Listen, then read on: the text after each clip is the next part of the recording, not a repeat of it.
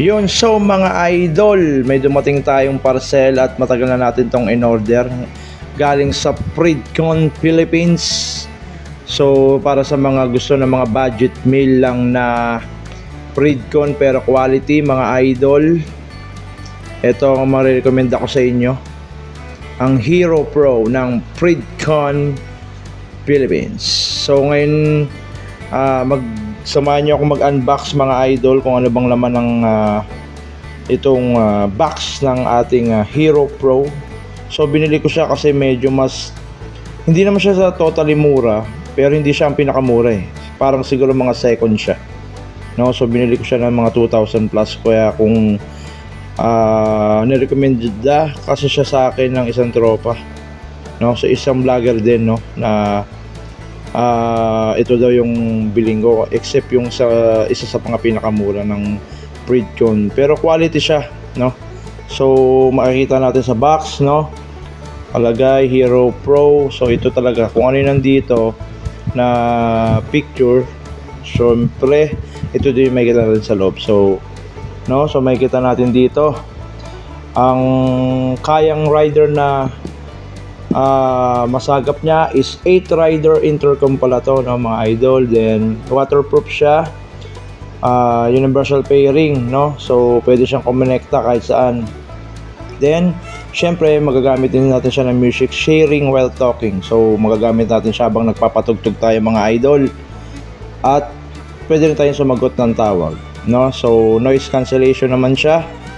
At syempre, ito ang pinakamahalaga, 250 to 1,000 meters range mula dun sa susunod na intercom na kasama niya kapag nakakonect siya, no. So yun, sa likod naman, so dito makikita naman natin yung mga reminders sa battery, mga idol. Yun, so battery reminders, do not overcharge, do not use while charging, so yun yung mga typical, no.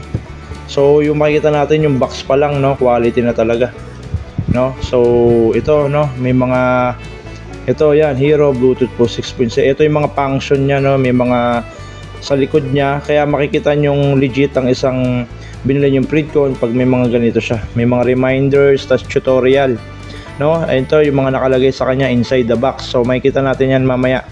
Bluetooth main unit, no, microphone, speakers, headphone, at iba pa. So ito yung isa rin sa para hindi kayo mapeke, at may mga QR code dyan. So yun, 1 year warranty to, mga idol, ha, pag binili, no. So buksan na natin, mga idol. Tingnan natin kung ano ang laman niya.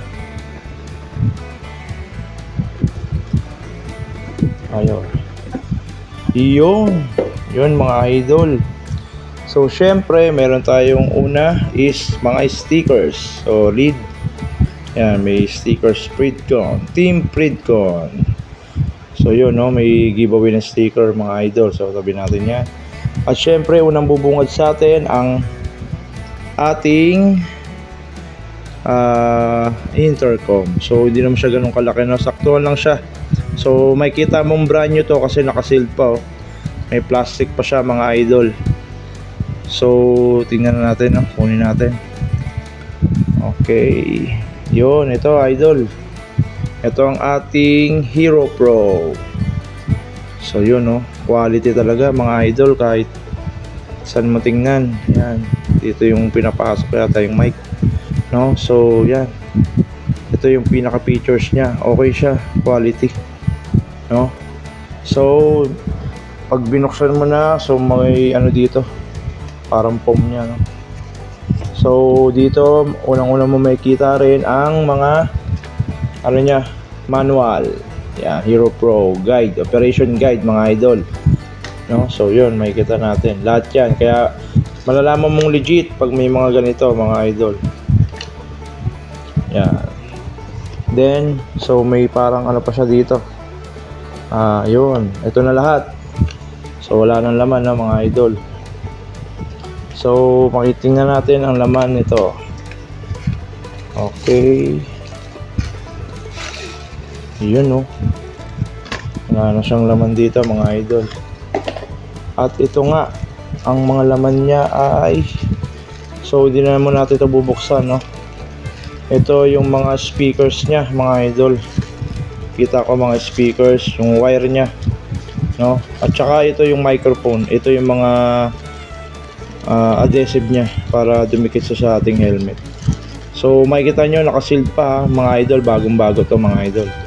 At ito naman yung mga clip, yung mga velcro ata yung tawag doon, yung USB niya, no? So ito yung clip pag gusto nyo clip, ito yung adhesive pag gusto nyo didikit. So quality, so ay lang naman yung nakalagay mga idol.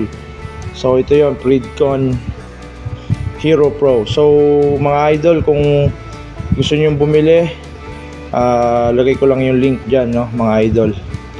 So okay, good quality Hero Pro. Yeah, let's go.